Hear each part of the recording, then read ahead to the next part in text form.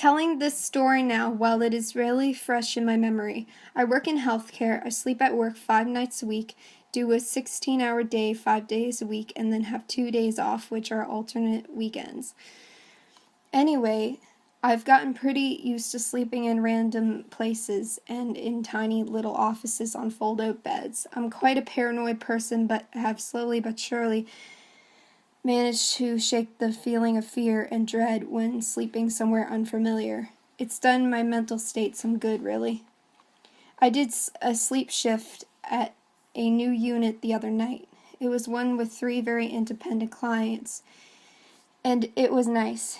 Easy shift. I went to bed at 10 p.m., watched some TV, and then awoke at 7 a.m. to unlock the doors, administer medication, and have a coffee.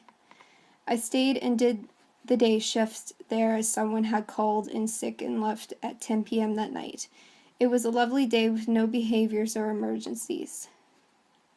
When I left, I had to exit out through the car park, down a road, and to my car, which was parked on the next street. As I was leaving the building and doing a handover with the next sleep staff, a black BMW pulled up outside the car park.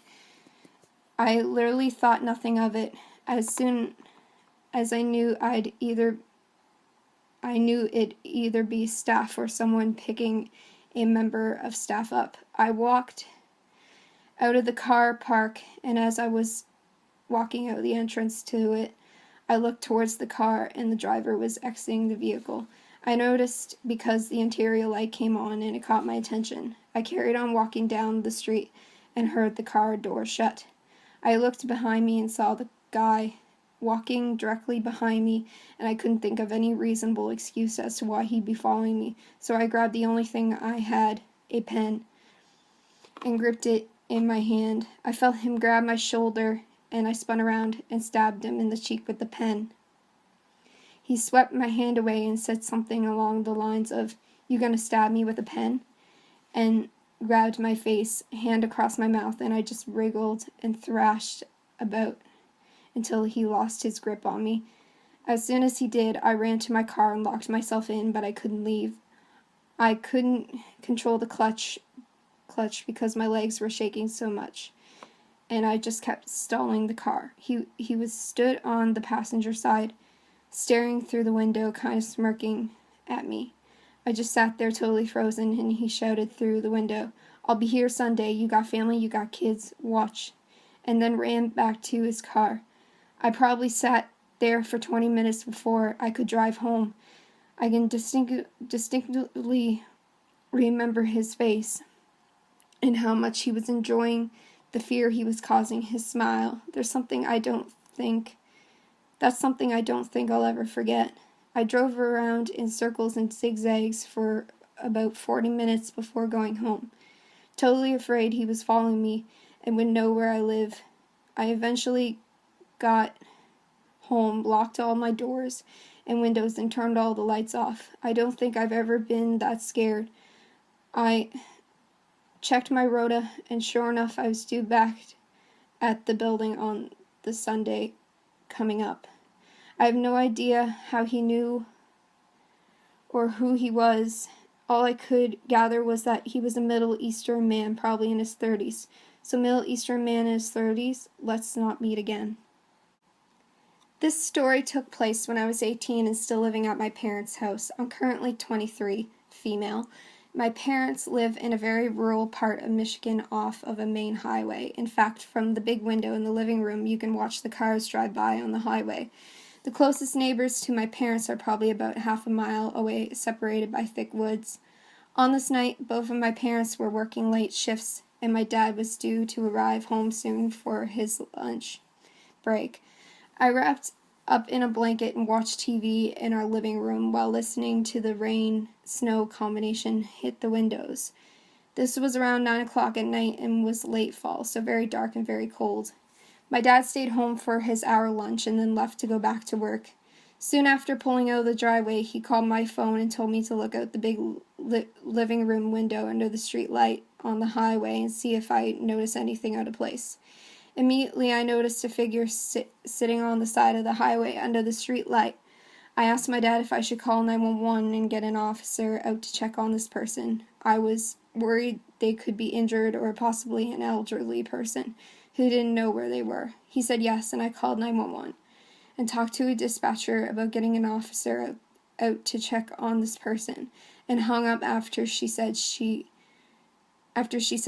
was on their way. I sat in the window watching this person, waiting for the officer to show up, when they stood up and began dancing under the streetlight in the middle of the road. The way this person danced immediately sent a chill down my spine. By this time it was around 10 p.m. and snowing heavily, and this person was slow dancing in the middle of the highway, like they didn't have a care in the world. After a couple minutes of dancing in the road, they stopped and crossed the highway and began sprinting down my driveway. At this point, I was terrified and called 911, dispatched back, and told them that this person was no longer on the highway but was walking down my driveway. They advised me to make sure all the doors are locked and to keep an eye on this person so we could tell the officers when they got there. At this point, dispatch offered to stay on the phone with me until officers arrived, since this person was entering my yard and I was home alone. I ran to my kitchen window, which faced my driveway, and couldn't see this person anywhere. I'm panicking at this point because I had no idea where this person was or what their motives were. All I knew was that they were in my yard somewhere in the darkness. As I'm looking out the window, this person walked directly in front of the window and went over to the garage. I moved windows once again. The window on the front door faces the garage. And finally got a good look at this person. Thanks to the yard light, he was late 20s, very scruffy, carrying a backpack, talking very absurd to himself. I relayed everything I saw to 911 dispatch, including that this man was attempting to break into my garage. At this point, dispatch tells me that the officers are turning down my driveway and asked me exactly where this man was, and I told them that he was trying to break into my garage, and the officers were able to restrain, cuff, and put him in the back of the car. One of the officers then came to talk to me and explained that the man was very strung out on drugs and had various rocks and knives in his backpack. They reassured me that he would be spending some time in jail, and I could feel safe spending most nights alone.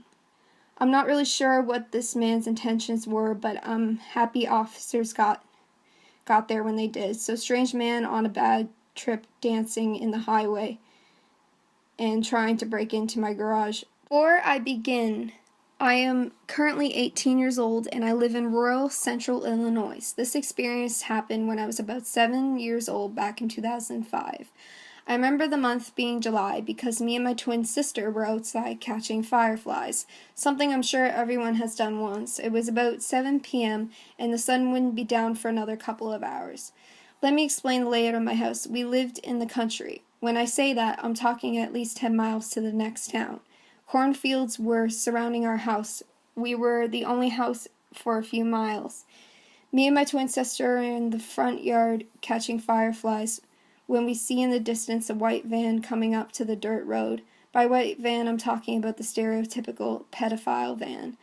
We don't think anything of it until he stops right in front of the house. The windows are tinted so we can't see in.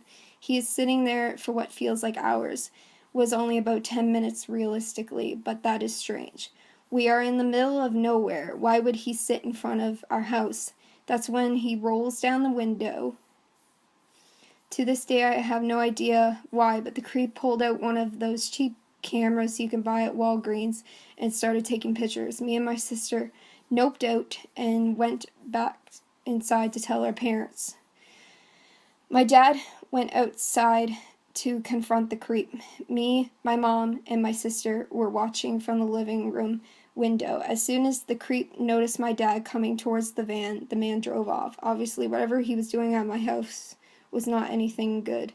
We called 911 and filed a report, but nothing ever came to it. It weirds me out to think of it to this day. Creep in the pedo van, taking pictures of me and my sister. Let's not meet again.